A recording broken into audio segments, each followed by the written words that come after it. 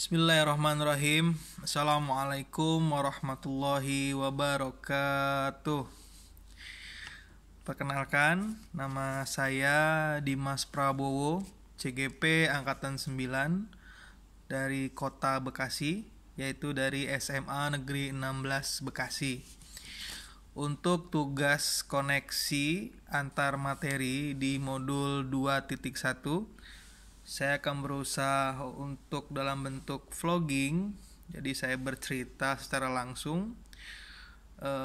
Saya merasa bisa lebih leluasa dalam menjelaskan apa-apa yang saya pahami. Mudah-mudahan jelas. Ini sebagai tulisan yang sudah saya tulis. Ini ya. Baik, akan saya coba untuk ungkapkan. Yaitu soalnya pertama adalah buatlah kesimpulan tentang apa yang dimaksud dengan pembelajaran berdiferensiasi dan bagaimanakah hal ini dapat dilakukan di kelas. Oke. Jadi, pembelajaran berdiferensiasi adalah bagaimana pembelajaran itu bisa memastikan bahwa setiap murid di kelas sukses dalam proses pembelajaran. Nah, ini menurut saya itu kata kuncinya. Jadi kita memastikan setiap murid itu sukses di kelas dalam mengikuti pembelajaran. Dan kemudian bagaimana usaha guru untuk menyesuaikan proses pembelajaran sesuai dengan kebutuhan dan bagaimana kita melakukan upaya respon terhadap apa yang murid butuhkan gitu. Jadi pembelajaran berdiferensiasi adalah bagaimana dalam tanda kutip mengguncang murid agar mereka merasa tertantang dalam pembelajaran. Itu jadi bagaimana guru perlu menggunakan sumber yang berbeda, mungkin ada yang cara yang berbeda, bahkan penugasan yang berbeda, yang pada intinya adalah bagaimana untuk memenuhi kebutuhan belajar murid. Kemudian bagaimana hal ini dapat dilakukan di kelas?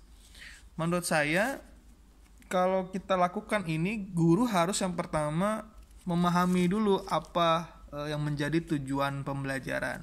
Jadi guru harus tahu dulu apa tujuan pembelajarannya. Kemudian bagaimana guru juga harus bisa menciptakan lingkungan belajar yang dalam tanda kutip mengundang murid untuk datang di kelas gitu, untuk merasakan goncangan tadi itu. Kemudian guru juga harus melakukan manajemen kelas yang efektif. Kemudian guru juga harus bisa mengetahui respon dan kebutuhan murid. Dan juga guru harus bisa melakukan penilaian yang berkelanjutan. Yaitu menurut saya bagaimana pembelajaran berdiferensiasi ini dapat dilakukan di kelas. Kemudian yang berikutnya adalah nomor 2, jelaskan bagaimana pembelajaran berdiferensiasi ini dapat memenuhi kebutuhan murid dan membantu mencapai hasil belajar yang optimal. Jadi menurut saya adalah bagaimana pembelajaran berdiferensiasi dapat memenuhi kebutuhan murid, ya kita juga harus tahu bagaimana kebutuhan murid ini kan ada beberapa aspek. Yang pertama yaitu adalah kesiapan belajar mereka. Jadi guru harus mengetahui bagaimana sebelumnya nih kesiapan belajar mereka untuk belajar. Bagaimana mereka sudah bisa belajar secara terstruktur atau terbuka, secara sederhana atau kompleks, secara konkret atau abstrak, bersifat mendasar atau transformatif. Jadi guru harus tahu dan mungkin melakukan asesmen diagnostik ya, bagaimana kesiapan belajar. Bahkan guru juga bisa mengetahui latar belakang dari orang tua dan budaya di rumah. Kemudian minat murid yang kedua. Aspek minat murid ini bagaimana melihat keterlibatan, keaktifan murid dalam belajar. Nah, ini faktor minat ini kita bisa lihat bagaimana minat murid dalam belajar, bagaimana keaktifan mereka dalam belajar. Kemudian yang ketiga yaitu aspek profil belajar murid. Yang kita ketahui ada murid visual, auditori, dan kinestetik. Nah, ini adalah bagaimana pembelajaran berdiferensiasi ini bisa memenuhi kebutuhan murid. Ya, kita harus tahu bagaimana aspek-aspek kebutuhan murid tersebut dan bagaimana juga bisa untuk membantu pembelajaran yang mencapai hasil yang maksimal. Tentunya kita juga harus sering melakukan refleksi dalam pembelajaran, refleksi untuk diri kita, refleksi dari murid seperti apa, sesuai dengan nilai dan peran kita sebagai guru penggerak gitu. Jadi harus sering komunikasi dengan anak-anak. Jadi menurut saya seperti itu, bagaimana bisa pembelajaran berdiferensiasi ini mampu membantu mencapai hasil belajar yang optimal. Kita harus terus melakukan perbaikan-perbaikan. Kemudian yang ketiga adalah jelaskan keterkaitan antar materi dalam modul ini dengan modul lain dalam pendidikan guru penggerak. Ya jelas dalam modul ini ya pasti saling keterkaitan antara pembelajaran berdiferensiasi, kemudian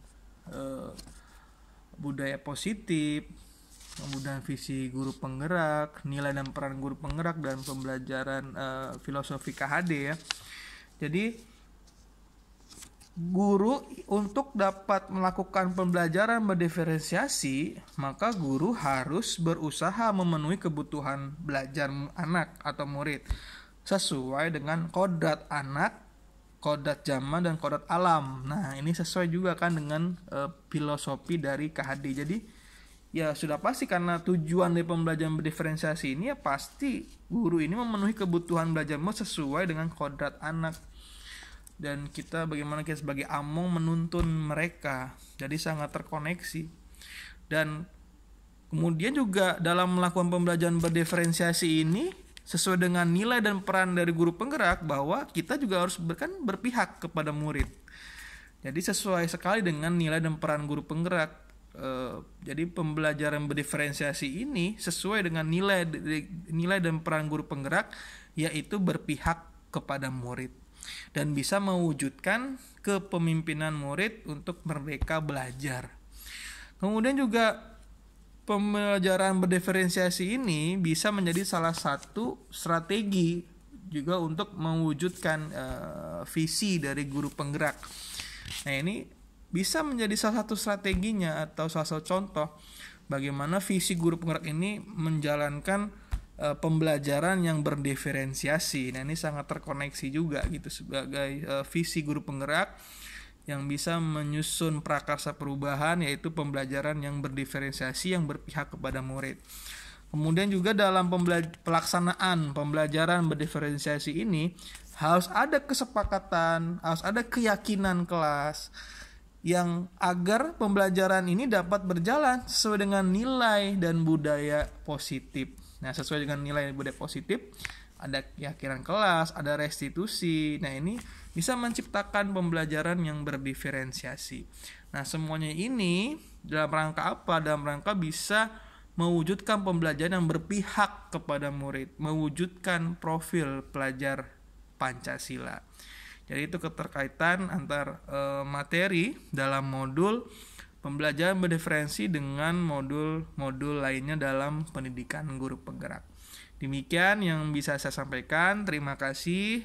Mohon maaf atas segala kekurangan. Wabillahi taufik wa hidayah. Wassalamualaikum warahmatullahi wabarakatuh. Salam guru penggerak. Tergerak, bergerak, menggerakkan. Salam bahagia selalu.